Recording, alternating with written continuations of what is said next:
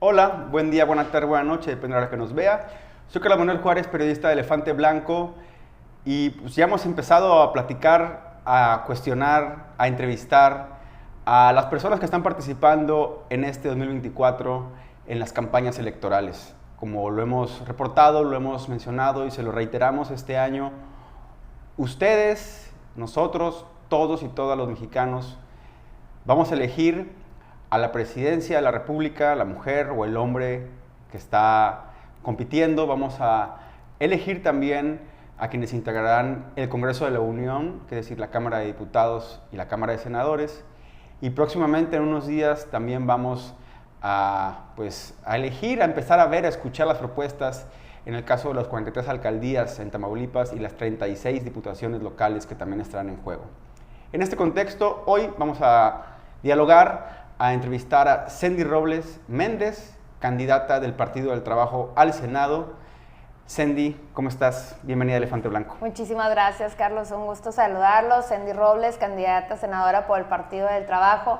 La única candidata emanada realmente de la ciudadanía, porque yo no milito en ningún partido. Soy una ciudadana invitada por el Partido del Trabajo a participar en esta contienda y la única candidata en esta contienda rumbo al Senado con un pasado limpio, que no lo ha robado la ciudadanía, que no le ha mentido. Yo nunca he gobernado, a diferencia de los demás políticos. Siempre me he dedicado a dos grandes áreas, que es la comunicación y el comercio, y además también la candidata rumbo al Senado que tiene la mayor preparación académica.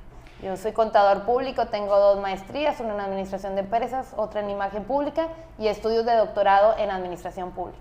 Sendy, iniciar con eso, ¿por qué aceptas la candidatura al Senado, si bien no había sido la política una de tus áreas, digamos, laborales, sí de interés, y ya lo platicaremos, que bueno, como comunicadora ahí estuviste, pero ¿por qué aceptaste la candidatura? Bueno, pues tú y yo, que somos periodistas y que hemos sido testigos de tantas desgracias, de tantas necesidades que hay en nuestro estado, de la decadencia que tenemos en Tamaulipas en materia de seguridad, en materia económica, en materia educativa. Pues soy una mujer de a pie que, al igual que usted, está harto de tanta corrupción, de tantos políticos que nos han decepcionado a lo largo de la historia. Recuerdo que cuando yo hice mis estudios de doctorado ahí en la Facultad de Derecho y Ciencias Sociales de la UAT en Ciudad Victoria, junto con mis maestros del doctorado, empecé a hacer reflexiones muchísimo más profundas de cómo estaba funcionando Tamaulipas y cómo estaba operando el sistema de corrupción, desde arriba hasta abajo y de un lado hasta otro, ¿verdad? Y de todas las áreas de oportunidad que teníamos. Decíamos, en Tamaulipas pues realmente no se ha hecho nada, tan es así que cada vez vamos en peor rezago, vamos en decadencia. Tamaulipas es el estado más rezagado económicamente de toda la frontera norte de Tamaulipas. Y en el caso particular de Ciudad Victoria, donde yo nací y donde he vivido la mayor parte de mi vida, pues Victoria es la capital de entre todas las capitales de todos los estados de México más rezagado económicamente. Tú a Ciudad Victoria no ves llegada de empresas, no ves llegada de industrias, ves que cada administración pasan los alcaldes y pareciera que pues no hace nada, que lo único que les ha preocupado es robar, mentir a la ciudadanía, y estamos en una decadencia en la que los jóvenes terminan las carreras. Tú te vas a consultar los periódicos locales y no hay trabajo, no hay generación de trabajo, y los pocos trabajos que se ofertan pues es para limpiar casas, para ser choferes, que son trabajos por supuesto muy decentes y muy honrados, pero no es para lo que ellos estudiaron, ¿verdad? Entonces sí tenemos que generar un cambio, que es lo que yo busco hacer. Pienso hacer mi contribución, dejar un legado, que el día de mañana digan, esta muchacha por la que yo no daba un peso, venga a hacer un cambio que pues no se ha hecho durante décadas, ¿verdad?, en Tamaulipas. Sendy, de acuerdo con el INE, justo estaba revisando, eres maestra de administración. Es correcto. También eres maestra en ingeniería en imagen pública. Es correcto. Has trabajado como comunicadora en Televisa, en TV Azteca, en Multimedios. También fuiste funcionaria de la UAT. Exacto. Y actualmente eres doctorante en administración pública. ¿Por qué crees que de toda esta hoja de estudios, de experiencia, los medios la han resumido en que fuiste creadora de contenido para OnlyFans? ¿Por qué crees que todo esto que has hecho, los medios y también el electorado dice, pero de todo esto que he hecho, esto es lo que yo quiero ver? Eso es lo que les llama la atención. Pues porque genera morbo entre la ciudadanía, porque Creo que implica mucho también la forma en cómo fuimos educados.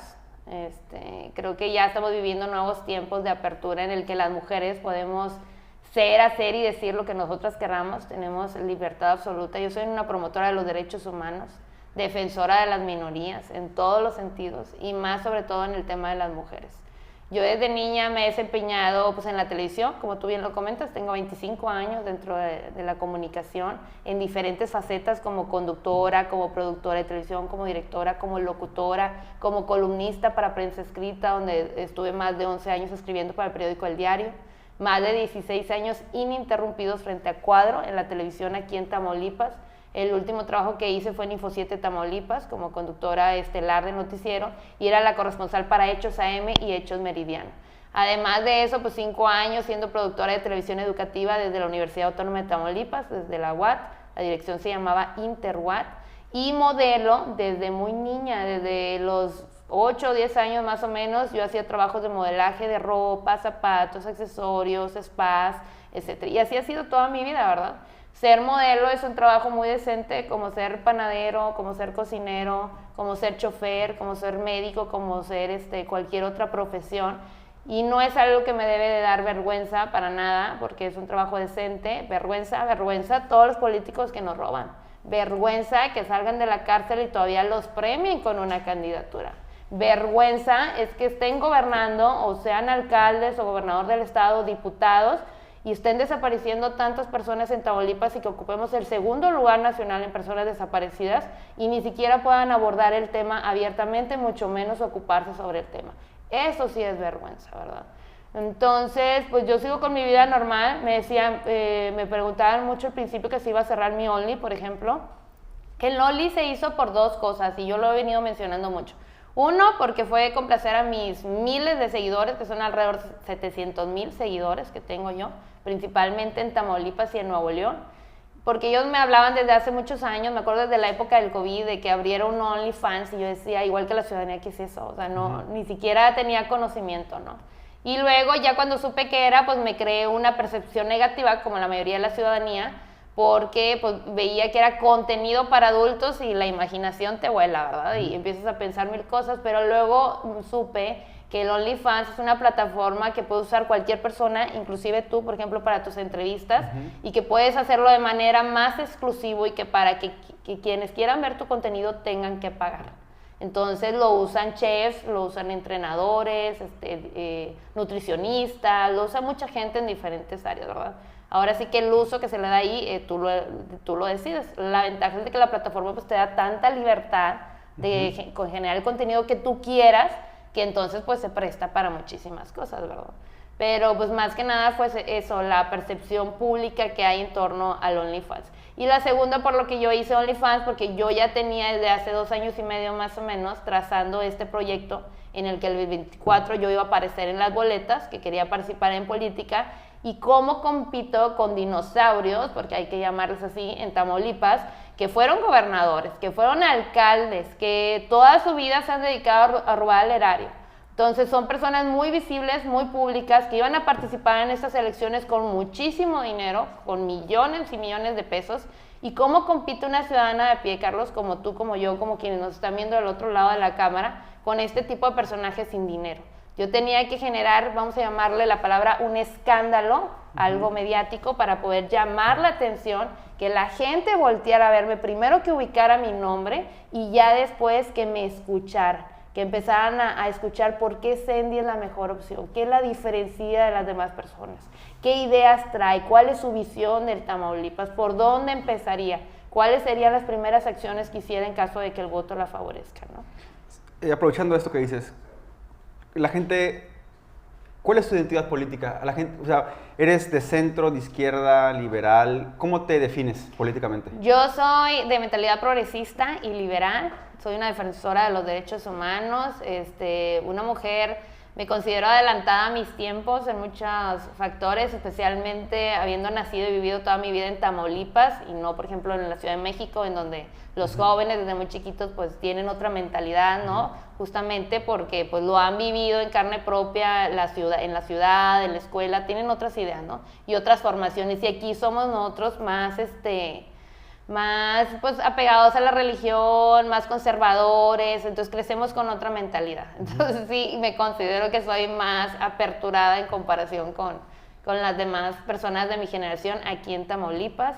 Estoy a favor, por ejemplo, de la comunidad LGBT. Yo siempre los he apoyado abiertamente y públicamente a través de mis redes desde hace muchísimos años. No es una cuestión política. De hecho, yo he marchado con la comunidad en la Ciudad de México.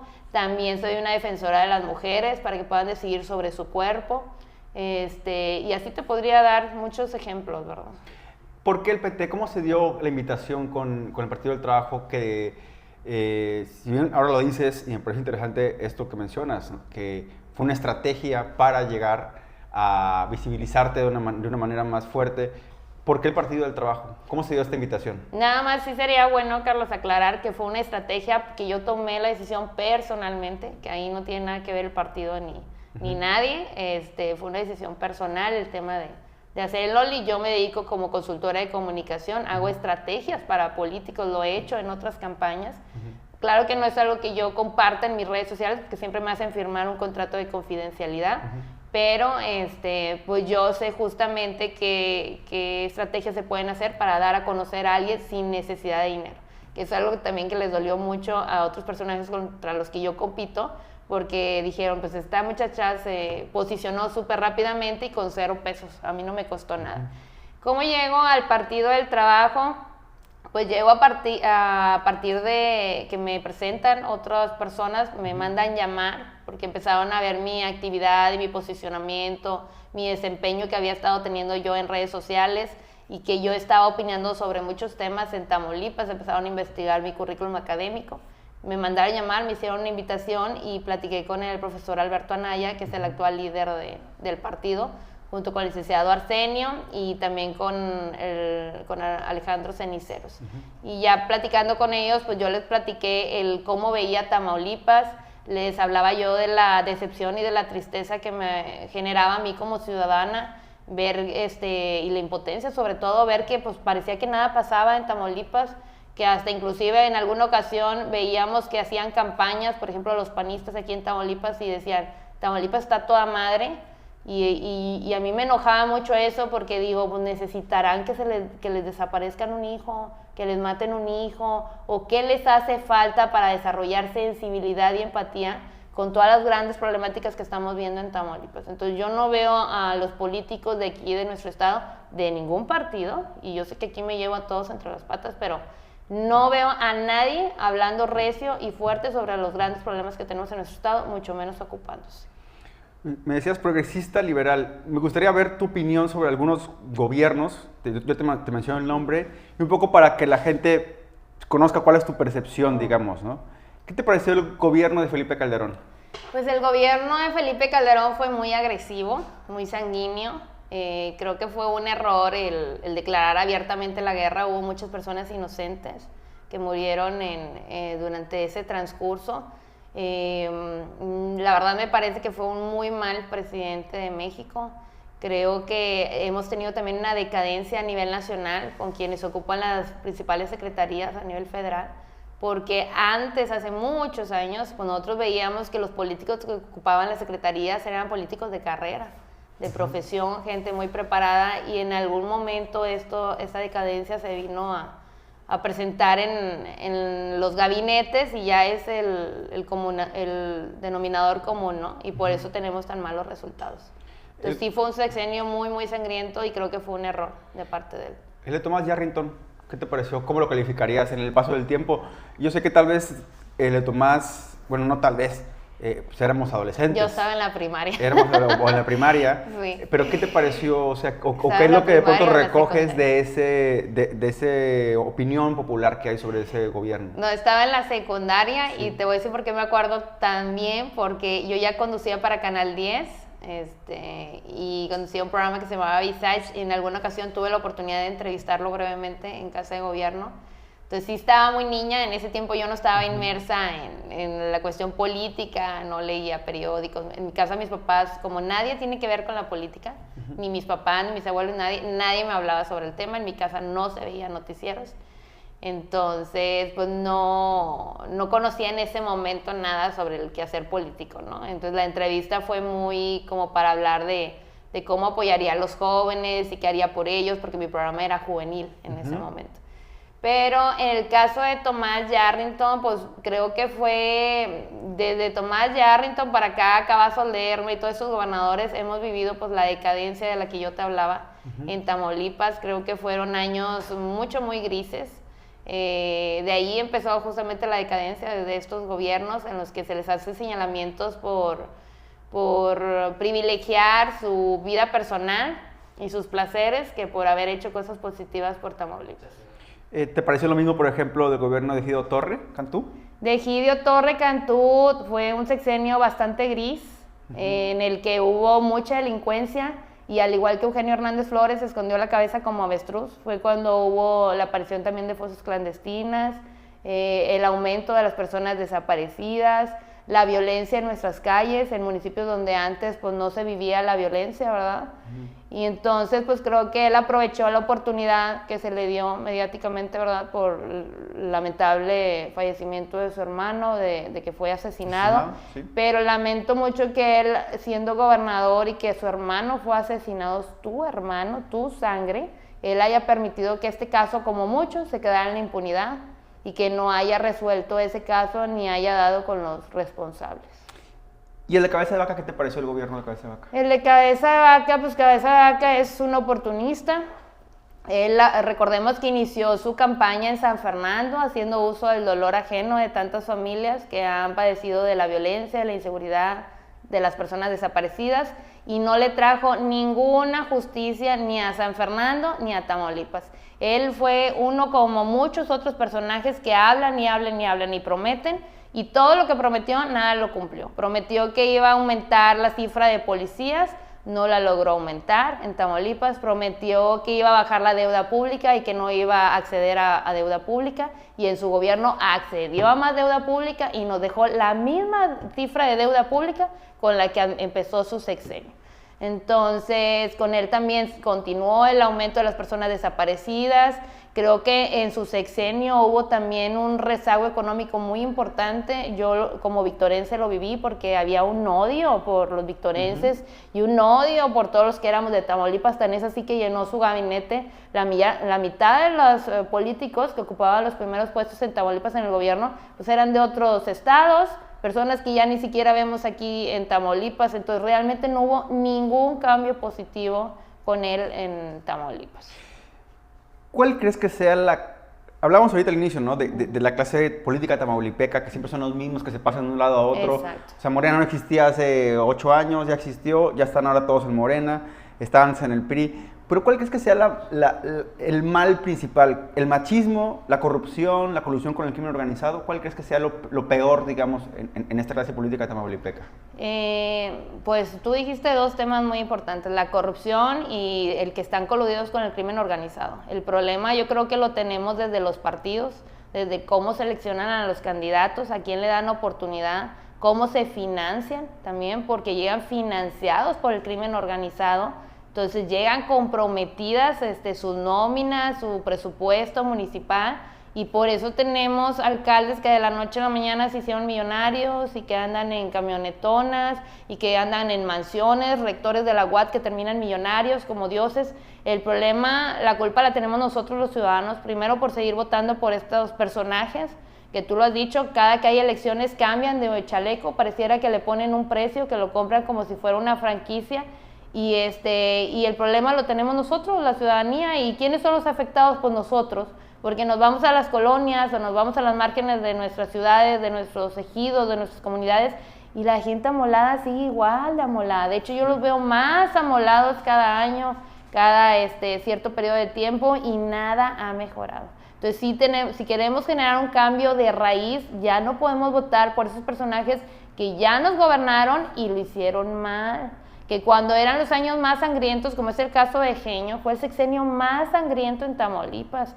Fue cuando se detectó la primera fosa clandestina en San Fernando, que no se nos olvide. Además, mataron a un candidato a gobernador, que fue Rodolfo Torre Cantú. ¿Y qué hizo él? Esconder la cabeza como avestruz. ¿Y cómo terminó él y su familia? Millonaria, tan es así que no han tenido necesidad de volver a trabajar. Dice él, es que quiero servir a mi estado. ¿Y por qué con una candidatura? A ver, si tanto interés tienes de servir, vete con las madres de todos los desaparecidos a buscarlas. Crea una ONG, ayuda a la gente pobre, o sea, haz trabajo social, ¿me explico? O sea, quiere redimir y limpiar su nombre, pero pues ¿cómo lo va a limpiar? A través de la corrupción de otra candidatura para seguir robando, porque lo único que les interesa es el fuero, realmente. Porque tú lo escuchas y no tienen realmente propuestas de cambio para Tamaulipas. Una Maki Ortiz, que de veras yo lamento mucho un municipio tan importante, tan grande como es la ciudad de Reynosa, en donde esta familia está apoderada de esos municipios, o sea, 2 administraciones, la mamá bajo las siglas del PAN. Ella se construyó bajo el PAN y siempre ha sido panista. Entonces ahora se quieren disfrazar de la Cuarta Transformación, pero realmente nunca generaron un cambio. Tú vas a la ciudad de Reynosa y sigue con las mismas problemáticas de siempre. Nada ha cambiado en positivo. Y luego le sigue el hijo, una administración, quiere ir por otra segunda administración y sigue igual la ciudad.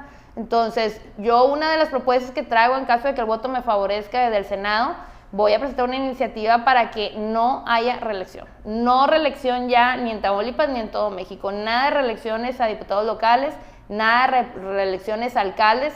Otra de las cosas que tenemos que promover mucho es la transparencia y la rendición de cuentas. Tú recordarás, Carlos, que en algún momento hubo una plataforma de la sociedad civil que crearon, que era el 3 de 3, ¿te acuerdas? Y sí, que de repente la dejaron de usar, no sé si les llegaron al precio, me atrevo a hacer el comentario, porque pues de repente nomás anunciaron que iba a estar en mantenimiento de la página y jamás la volvieron a liberar. Entonces, esa herramienta tenemos que crearla dentro del gobierno para que exista una página web completamente gratuita con el simple acceso de cualquier persona y en tiempo real podamos consultar cómo llega cualquier candidato o cualquier funcionario público. Su 3 de 3, nada de que la presenten como un requisito el documento de información patrimonial y se queda guardado en un cajón, y que si un ciudadano o un periodista quiere pedir esa información, tienes que hacer una solicitud de transparencia que tiene ciertos requerimientos jurídicos y que no cualquier persona tiene el conocimiento para redactar una solicitud de transparencia, ¿no? Entonces, tenemos que empujar a la transparencia, a la rendición de cuentas, que estén obligados a informar con qué patrimonio llegan y con qué patrimonio se mantienen durante su función pública y con qué patrimonio se van, ¿verdad? Cindy, justo para entrar al tema de las propuestas legislativas, que tú firmaste también este documento en el que se habló que la candidata presidencial de la coalición Sigamos Haciendo Historia pidió que todas y todos quienes se presentaran bajo estas siglas o de manera individual firmaran un documento con las 20 reformas constitucionales que el presidente López Obrador presentó y que todo parece indicar que va a ser el motivo del primer periodo legislativo a partir del 1 de octubre.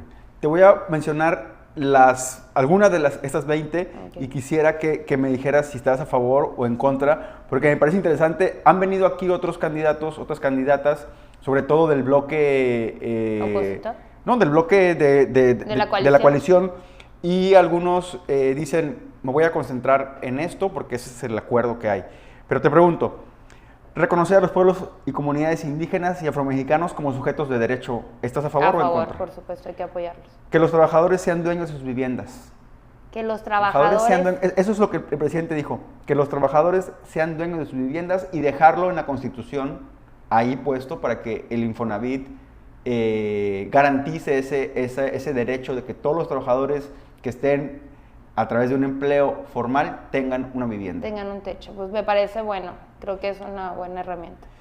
Algo que el presidente también lo ha promovido mucho, que es prohibir la extracción de hidrocarburos mediante fracking, esta herramienta para extraer petróleo sobre todo y gas, y también prohibir el maíz transgénico. ¿Estás a favor? A favor. Sí. Respetar las zonas de escasez de agua y solo dar concesiones para uso doméstico. Pues a favor también.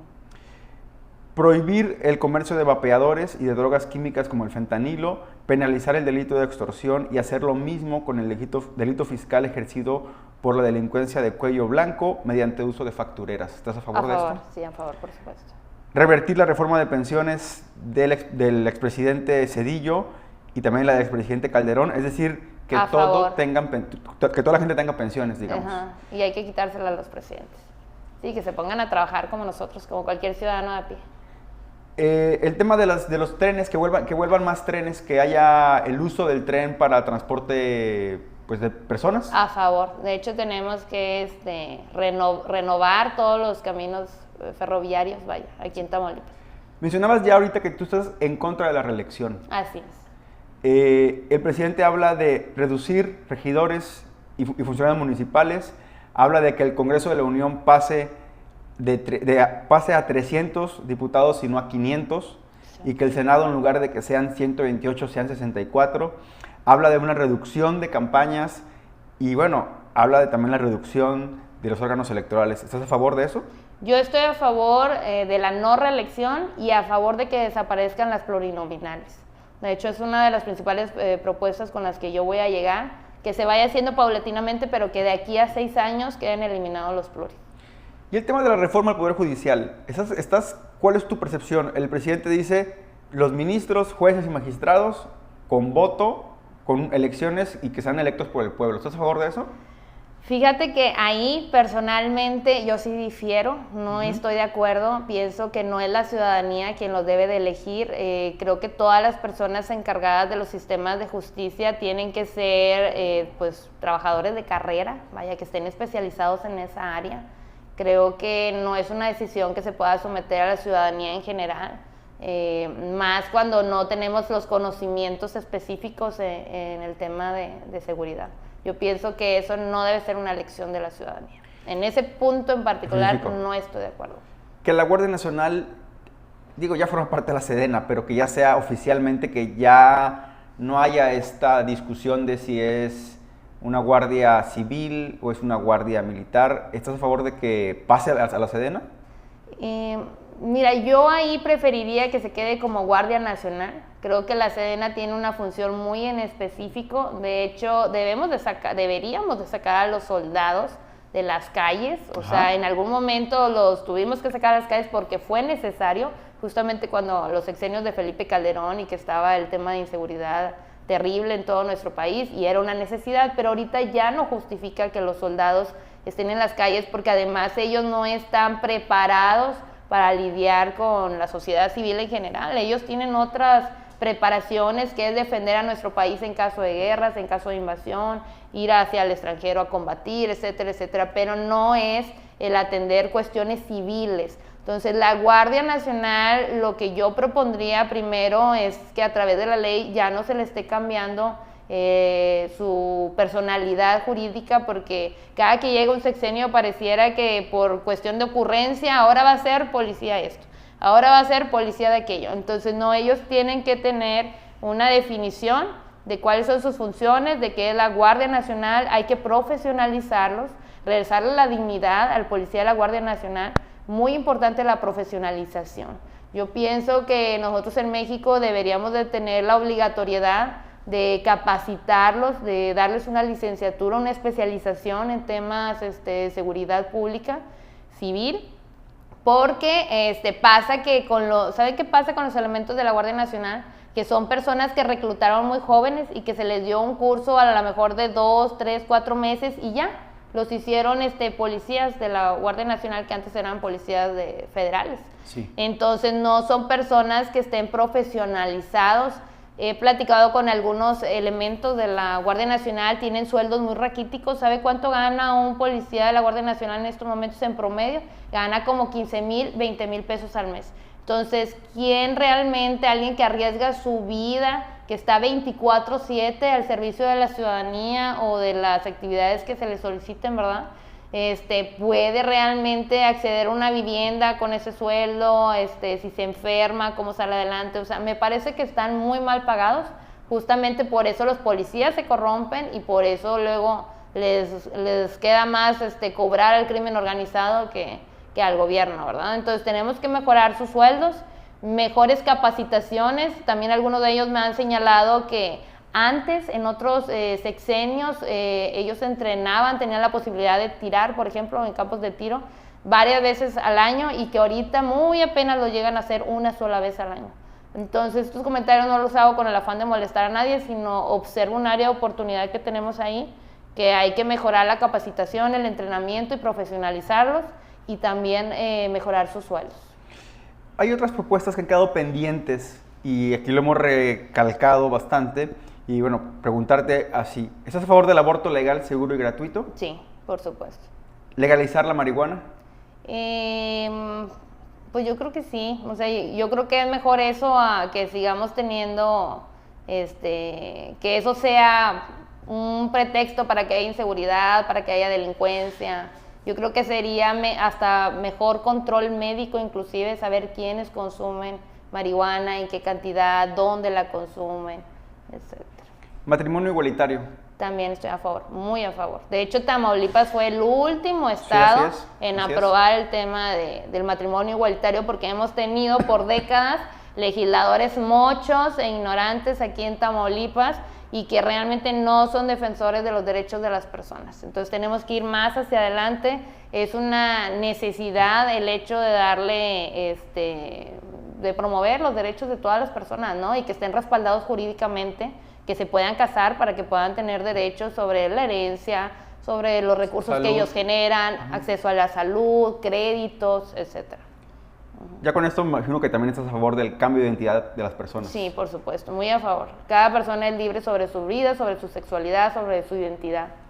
Mencionabas ahorita que una de tus propuestas, digamos, es el tema de la reelección. ¿Qué otras propuestas tienes tú que son tuyas y que quisieras mencionarlas? Bueno, yo quiero trabajar desde el Senado en dos grandes temas. Uno es en materia de seguridad, porque sí tenemos que entrarle. Recordemos que una de las principales atribuciones que tenemos los senadores es el aprobar y analizar la Agenda Nacional de Seguridad Pública. En Tamaulipas, como bien lo he venido mencionando desde el inicio de la entrevista, es un grave problema del que nadie quiere hablar, porque ni siquiera tenemos contrapesos políticos reales aquí en Tamaulipas, pero hay que abordar el tema de seguridad y hay que buscar soluciones, ¿verdad? Ya no podemos seguir con estas inclemencias de ver tantas personas desaparecidas. Mira, yo en cada recorrido que he dado, en cada comunidad, en cada municipio, no hay una reunión en la que yo me haya sentado con la ciudadanía y no haya una mamá que está buscando a sus hijos, que no tiene ni una tumba donde llorarle a sus hijos. Entonces eso ya no lo podemos permitir. Y el otro gran tema en el que yo me quiero enfocar es en materia educativa. A mí me gustaría ser la senadora de los niños, la senadora de los jóvenes, la senadora de la educación. Quiero proponer a través de una iniciativa de ley que realmente se garantice por ley que la eliminación de cuotas escolares, de inscripciones, todos los trámites escolares deberían de ser completamente gratuitos. Si usted necesita tramitar el acta de nacimiento para poder inscribir a su hijo en una escuela, debería ser completamente gratis. O sea, la persona no debería de pagar ningún tipo de trámite.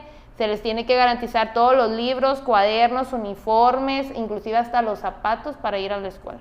Es lo mínimo que debe de garantizar el gobierno, el apoyo escolar a todos los chiquitos que quieran entrar a una escuela. Nada de que me ha pasado mucho escuchar a muchas madres de familia, especialmente de aquí al sur del estado, que van a inscribir a sus hijos en una escuela y resulta que no hay cupo. No, pues es que no hay cupo y ya se sobrepasó el límite. Pues bueno, pues hay que construir más salones, contratar más maestros, etcétera, etcétera, ¿verdad? Pero lo que no podemos es dejar a nuestros niños y a nuestros jóvenes sin educación. También padres de familia aquí en el sur de Tamaulipas me han dicho de que con un gran esfuerzo durante muchos meses ellos juntan el dinero para poder inscribir a sus hijos a la universidad. ¿Y qué pasa? Porque por X o Y no quedaron en el examen, no aprobaron el examen por rendimiento académico o porque no había el suficiente cupo en la UAT, por ejemplo, pero nadie les reintegra esa cuota que pagaron para el examen profesional y que para muchas familias ese dinero es muy importante porque podría ser el sustento alimenticio de hasta un mes para una familia. Entonces necesitamos buscar políticas públicas más sensibles, más cercanas a la ciudadanía, y sobre todo garantizar el tema de la educación. O sea, yo sé que está expreso en la Constitución de que todos los mexicanos tenemos derecho a recibir educación, pero en la práctica hay muchos abusos como el tema de las cuotas escolares y eso se tiene que erradicar. Para ir cerrando, quisiera retomar unas palabras tuyas en el meeting que tuviste en Río Bravo con la candidata presidencial Claudia Sheinbaum Pardo, y dijiste ahí: estamos en una ciudad que, como muchas otras en la frontera tamaulipeca, han sufrido de la violencia y de la insensibilidad de gobiernos anteriores. Aquí huele el dolor, aquí se ve el miedo y también se siente la decepción de la ciudadanía por tanto político corrupto. Tenemos alcaldes que ni viven en sus ciudades aquí en Tamaulipas. Esas palabras fueron duras porque les hiciste en un municipio inclusive gobernado por Morena, en donde se gobierna la familia del secretario general de gobierno Héctor González Villegas. ¿Crees que hay espacio para la autocrítica en la coalición, sigamos haciendo historia? Debe de haber, es sano. A ver, aquí no estamos persiguiendo nuestros propios sueños personales. Aquí perseguimos el bien común, el bienestar de Tamaulipas. Si no somos autocríticos con nosotros, ¿cómo va a haber mejora? Tenemos que hablar con honestidad y con sinceridad. Yo lamento mucho porque así ha sido históricamente en los últimos años. Yo me acuerdo desde que estaba en Info 7, los alcaldes de las ciudades fronterizas, Reynosa, Matamoros, Nuevo Laredo y ya no se diga la frontera chica, gobernaban de este lado y vivían del otro lado, y del otro lado gastan su dinero. Tú vas en la tarde, en la noche, los alcaldes no están en el lado mexicano, están del otro lado, ¿verdad? Inclusive tenemos alcaldes pues, que tienen la doble nacionalidad, que toda su vida estudiaron y vivieron del lado americano, que ni siquiera han estudiado en escuelas públicas de Tamaulipas y de México en general. Entonces, por eso pues, no tienen la sensibilidad de la ciudadanía. Ellos no viven las inclemencias de una madre de familia. Imagínense a las 5 de la mañana que se levanta y que a las 6 tiene que esperar la pecera en una esquina, toda oscura, en la ciudad de Reynosa, con toda la inseguridad, en donde el transporte público está acechado por el crimen organizado y tienen a las mujeres y a los hombres vigilados, extorsionados, con miedo. Ahora imagínese con qué seguridad manda usted a su hija de secundaria, a su hijo, en la pecera, en una ciudad como Reynosa, y sabiendo que, sin saber o tener garantías de que va a regresar sano y salvo a casa. Entonces hay cosas que tienen que mejorar. Yo sí hice esa crítica porque quiero que la próxima presidenta de México escuche la situación actual que guarda Tamaulipas, que se sensibilice sobre las razones de por qué estamos hoy en política, como es mi caso, y de que por dónde hay que empezar en Tamaulipas. ¿Y por dónde vamos a empezar? Pues por el tema de la seguridad y por poner a jalar verdaderamente en favor de los tamaulipecos a quienes están gobernando, sean del partido que sean. A mí me han dicho mucha gente: Sandy, es que estás haciendo señalamientos también de gente que gobierna de Morena. Pues bueno, o sea, perdón, pero si no están haciendo bien las cosas, hay que señalarlo. Y hay que también dejar muy claro de que Morena y PT sí somos aliados federales, pero somos cosas distintas. Morena es Morena y PT es PT, y Sandy Robles es Sandy Robles. Entonces, para mí el tema de la honestidad, de la transparencia, la sensibilidad hacia las problemáticas de la ciudadanía es muy importante, ¿verdad?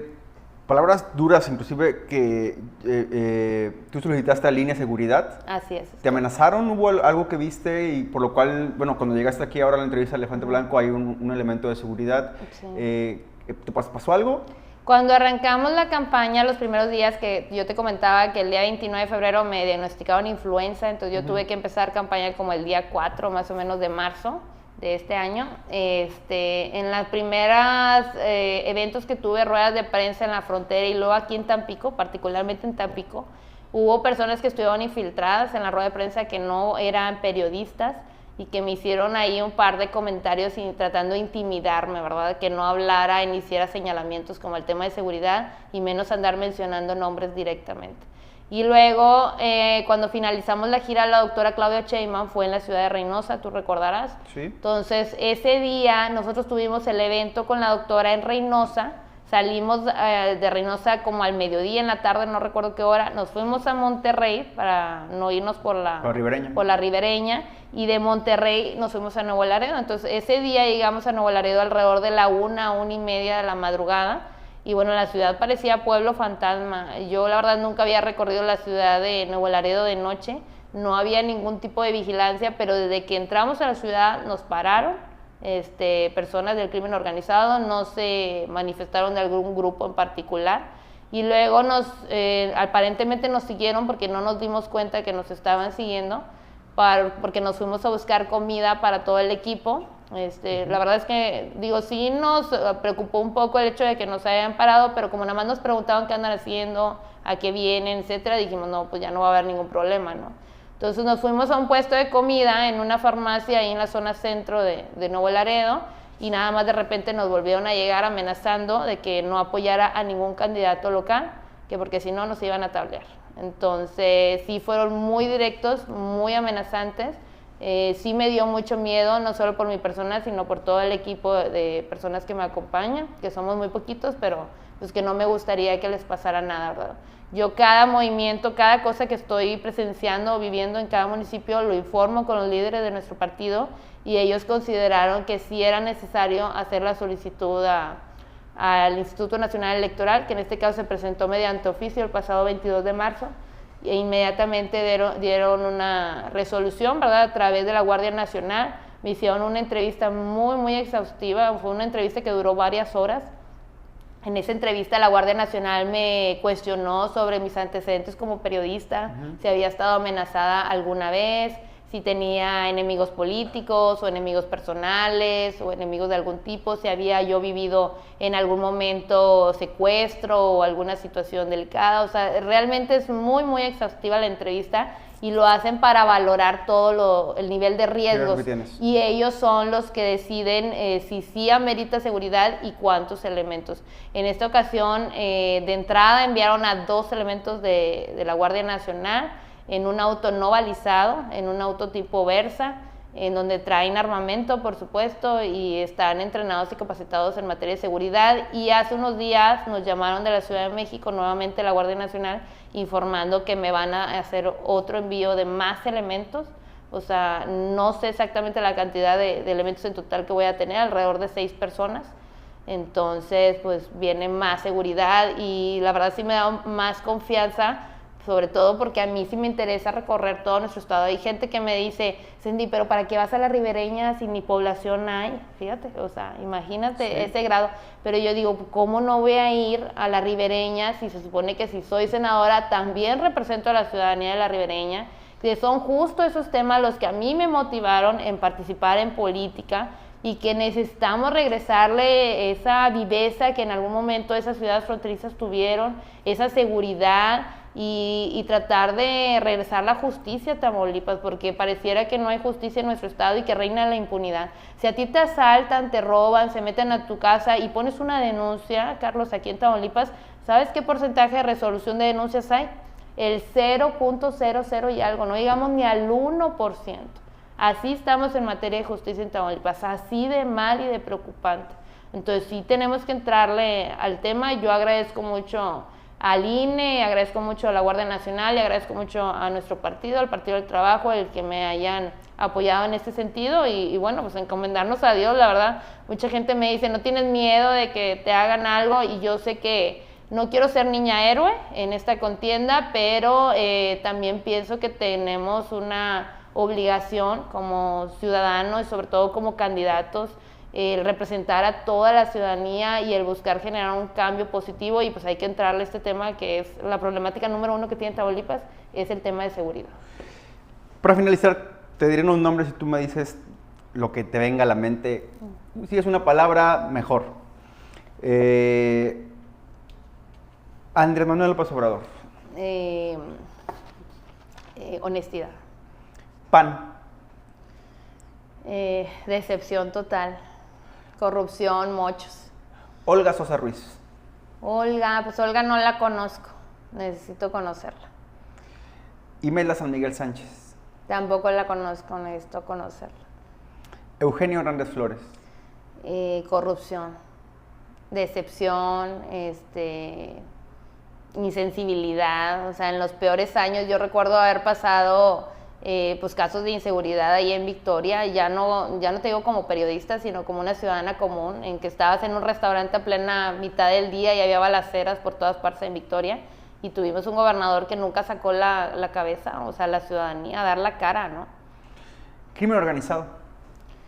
Algo que se tiene que erradicar en México y particularmente en Tamaulipas. Medios de comunicación. Tú trabajaste en medios de comunicación. Exacto. Me impresiona mucho porque ahora te escucho con una, digamos, Con un sentido crítico un que antes sentido no tenía. crítico, no que no tenías, tal vez que a cuadro no se mostraba. Exacto. ¿Qué opinas de los medios de comunicación?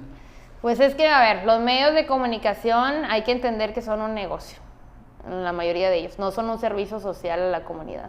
Entonces, cuando uno trabaja en un medio de comunicación como conductora o conductor o reportero, pues somos personas asalariadas que percibimos un sueldo por una prestación de servicios, pero que hay líneas editoriales que uno no las escribe, uno no las marca, las dictan los dueños de los canales o en todo caso los directores de noticias. Entonces, a mí me pasó entrevistar a muchos exgobernadores e inclusive pasé los años más difíciles en Tamaulipas en materia de inseguridad, por ahí de 2008, 2009, 2010, cuando incluso mataron un candidato a gobernador de Tamaulipas.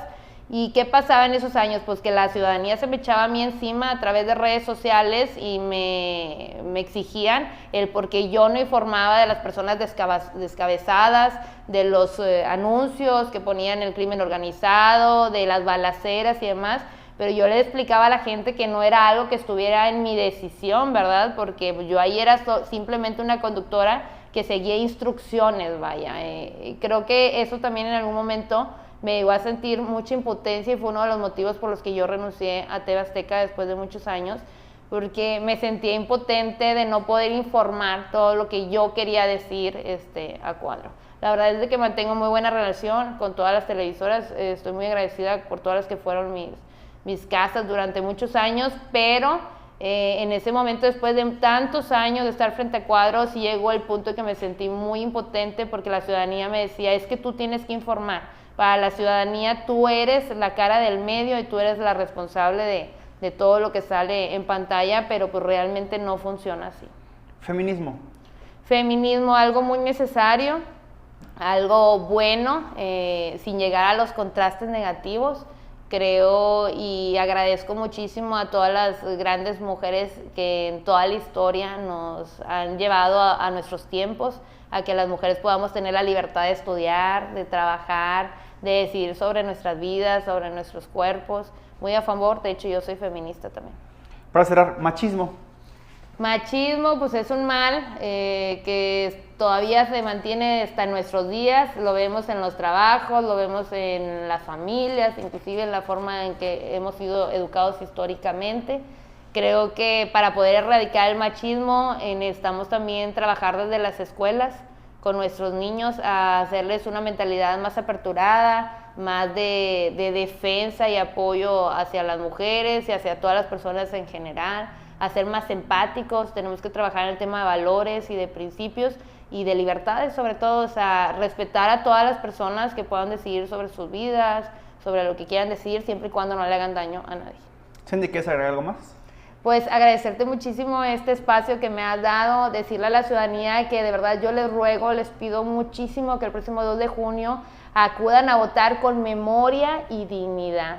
Recuerden, por favor, hagan una reflexión profunda de todos esos personajes que ya nos gobernaron y que lo hicieron muy mal, que nos decepcionaron, que nos dejaron un estado lleno de impunidad, lleno de injusticia y lleno de dolor. Que no es necesario que tengamos que vivir una desgracia para podernos poner en los zapatos de tantas familias que sufren dolor. Yo le pido que me dé una oportunidad, porque al político solo hay que darle una oportunidad. Si llega una persona al gobierno y no cumple con sus compromisos de campaña en la primera vuelta, esa persona no merece una segunda ni una tercera oportunidad, ni que fuera nuestro familiar. Entonces, no tenemos de verdad dignidad, somos el estado con más gobernadores en la cárcel o indiciados históricamente. Entonces, salen de la cárcel y todavía los premian, eso ya tiene que cambiar. Igual con los panistas, ya nos gobernaron un sexenio, los priistas nos gobernaron más de 70 años. ¿Y qué cambió en Tamaulipas? Nada, de hecho vamos en decadencia. El campo no vive los años de bonanza que vivíamos en los años 90. No vemos a autoridades que se estén preocupando y ocupando del tema de inseguridad, o que estén mejorando y solucionando el tema del rezago educativo, por ejemplo, o que estén solucionando el tema de la pobreza extrema, o que estén solucionando la alta dependencia de recursos federales que tenemos en muchos municipios, particularmente en la zona del altiplano, en donde hay más pobreza en Tamaulipas. Entonces yo le pido una oportunidad el próximo 2 de junio votando solo por el Partido del Trabajo. Si usted en la boleta pone la tachita estrellita o la palomita en 2 partidos, esa boleta se va a anular. Rumbo a la senaduría vamos solas, yo voy en primera fórmula. ¿Qué significa ir en primera fórmula? Que el partido que logre el primer lugar en la contienda rumbo a la senaduría, van a entrar esas 2 personas como senadores de Tamaulipas. Y el partido que saque el segundo lugar en la contienda, entra la primera fórmula y eso se le llama primera minoría. Por eso Tamaulipas tiene 3 senadores que lo representan. Recordar que históricamente también todos los senadores que hemos tenido en Tamaulipas pasaron de noche. La gente ni siquiera los conoce, nunca, escuche bien, nunca presentaron una sola iniciativa de ley que realmente haya beneficiado a los tamaulipecos.